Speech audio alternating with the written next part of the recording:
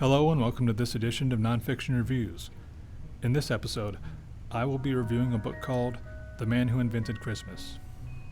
It was shortly before Christmas in 1843. A struggling author who was facing bankruptcy wrote a short book that he hoped would keep his creditors at a distance.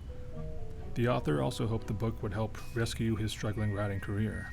In fact, the author had contemplated giving up writing fiction altogether at this point. This author was a man named Charles Dickens. The book he wrote was A Christmas Carol, and it became a bestseller overnight. The Man Who Invented Christmas tells the fascinating story of Charles Dickens' writing of A Christmas Carol and the impact the book had on culture and the public's perception of Christmas. In 1843 England, Christmas was not a widely celebrated top-tier holiday like it is today.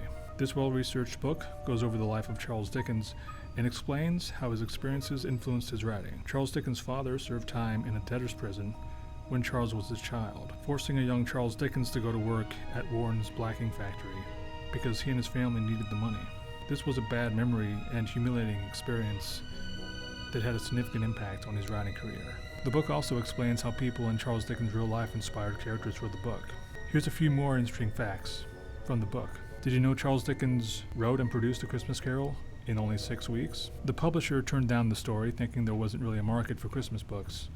Therefore, Dickens ended up using his own money to publish and put out A Christmas Carol himself. If you'd like to read the true amazing story of how Dickens wrote this familiar book and learn about the way it changed the way people view the Christmas holiday, and my review of it has gotten you interested in reading it, then feel free to check out a copy of The Man Who Invented Christmas from the Gwinnett County Public Library.